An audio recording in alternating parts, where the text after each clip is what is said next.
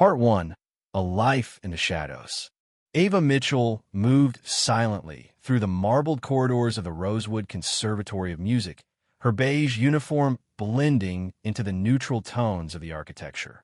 The soft squeak of her worn sneakers against the polished floor was the only sign of her presence. At 28, she had worked as a janitor here for nearly 3 years, scrubbing brass fixtures and buffing century-old floors beneath paintings of long-dead composers. Her dark hair was tied back in a simple ponytail, her posture efficient, her existence nearly invisible. Students bustled around her without a glance, their minds wrapped around their own performances and ambitions. Professors occasionally offered her a perfunctory nod, but few ever spoke. To most, she was just another uniform in the background, as unnoticed as the air itself. Today, like any other, Ava went about her duties with quiet diligence. As she adjusted a slightly crooked portrait of Franz Liszt, she caught her reflection in the polished glass, a reflection of someone she used to be.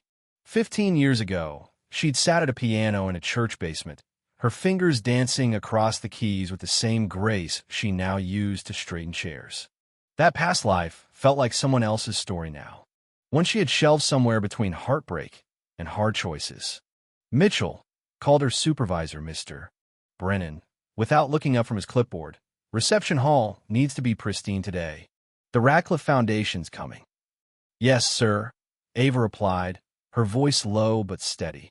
The reception hall was a cathedral of sound and sight, soaring ceilings, stained glass windows, and in the corner, a gleaming Steinway grand piano. Ava glanced at it as she passed, and for a moment, her fingers twitched. Her reflection shimmered in the brass lamp beside it. A younger Ava, seated at a piano, full of dreams. She blinked, returned to the present, and kept moving. Part 2. The Smirks of Power. Claire Whitmore entered the hall with her signature heels clicking like a metronome against the marble. At 54, Claire was the conservatory's director, a former European concert pianist turned administrator. Her navy suit was immaculate, her silver hair styled with precision, and her tone clipped with authority. "These chairs are an inch too close," she snapped, gesturing toward Ava. "Fix them. Now." The Radcliffe donors expect elegance, not this mess. "Of course a mess." Whitmore, Ava murmured and began to readjust the chairs with mathematical precision. Across the room, Elaine Rivers, head of the piano department and notorious for her sharp tongue, watched with a smirk. "Claire," she called, her voice ringing just loud enough for Ava to hear, "remind the custodial staff to use the service corridors tonight. The last thing we need is one of them wandering through during the Chopin interlude." Ava kept her head down, cheeks burning. Such humiliations were routine now, sharp reminders of where she stood in their hierarchy. Later that afternoon, as Ava polished the brass railing along the grand staircase, she paused at the sound of a student faltering through a Liszt etude. Through the cracked door, she saw a girl of 12 struggling with a difficult arpeggio. Without thinking, Ava whispered, "Relax your wrists on the climb. Let the weight fall through your fingertips." The girl turned, surprised, but before she could respond, Elaine stepped into the room.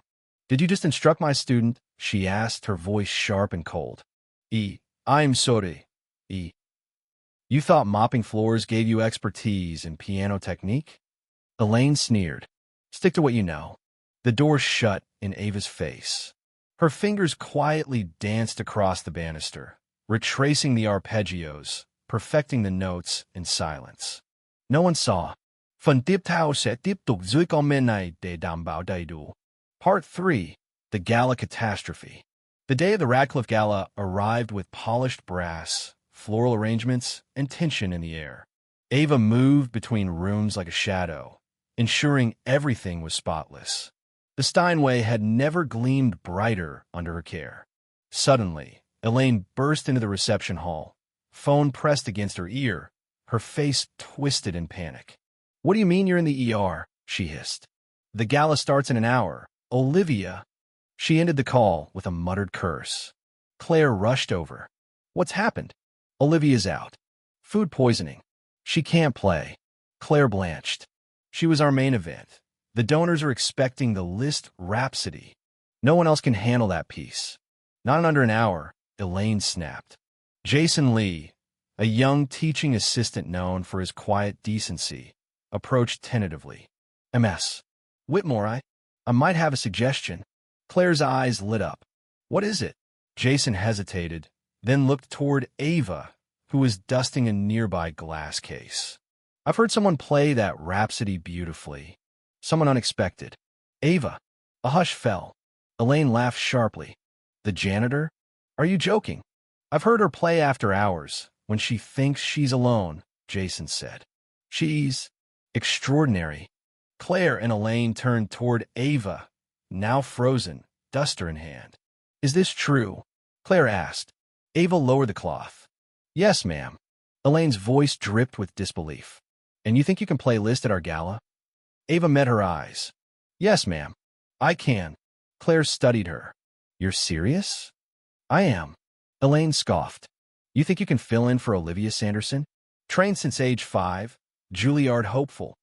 I know the piece, Ava said simply. At that moment, Richard Halloway, chairman of the Radcliffe Foundation, joined the group, sensing drama. What's the commotion? Claire offered a nervous laugh. Our janitor believes she can perform Liszt tonight. Richard glanced at Ava. Interesting. Elaine leaned in, lowering her voice but ensuring Ava heard. If she fails, we make a joke. If she's decent, we call it community outreach. Win-win. Claire's eyes glinted. Let's try it. Then, turning to Ava, you'll play tonight. One piece. The Liszt. Understood. And if I say no, Claire's smile hardened.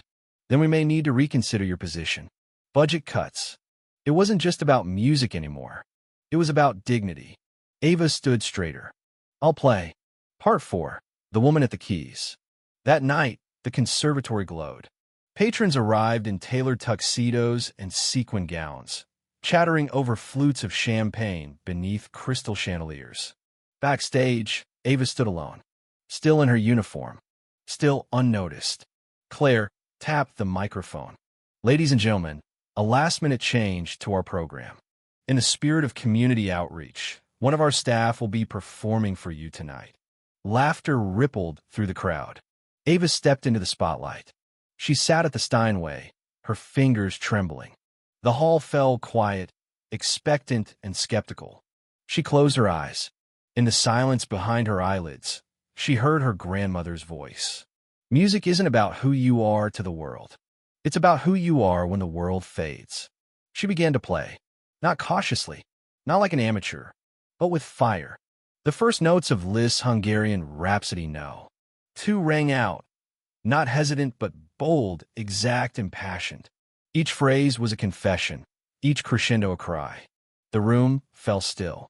Elaine's smirk evaporated. Claire's jaw slackened. In the front row, a critic leaned forward, eyes wide. An elderly woman wept silently. As Ava entered the final section, her entire body moved with the music. She was no longer a janitor. She was a force of nature. The last chord echoed through the hall like thunder. Then silence. 1 beat. 2. 3. Then the ovation. At first tentative, then overwhelming. Brava. Standing. Applause that shook the chandeliers. Ava bowed quietly, overwhelmed. David Caldwell, a world-renowned conductor and special guest, made his way to the stage. Miss Mitchell. Ava Mitchell. Where did you train? I didn't. My grandmother taught me. Margaret Mitchell? The Margaret Mitchell from the National Symphony. Ava nodded. I was accepted to Juilliard, she added softly. But my grandmother had a stroke. I stayed to care for her. Life took another turn. David looked at her with something close to awe. Claire stepped forward, now beaming for the cameras. What a moving story. Our community programs really do uncover hidden gems. It's not a story, Ava said, her voice steady. It's my life. And no one could look away. Part 5, New Paths. Weeks later, Ava walked through the conservatory once more. Not as a custodian, but as the new director of music within reach, a foundation program for underprivileged youth. No tierras, no fairy tale endings. She still wore simple clothes. But now she carried sheet music in her hand instead of a rag. Students greeted her with admiration. Even Claire gave her a polite nod. In the rehearsal room, 8 teenagers waited. Kids from rough schools, cracked neighborhoods, abandoned dreams. She sat at the piano. My grandmother once said, Ava began, music isn't about who you are to the world. It's about who you are when the world falls away. Then she played. And in that moment, Ava Mitchell was everything she had always been. Not a janitor, not a novelty, but a musician.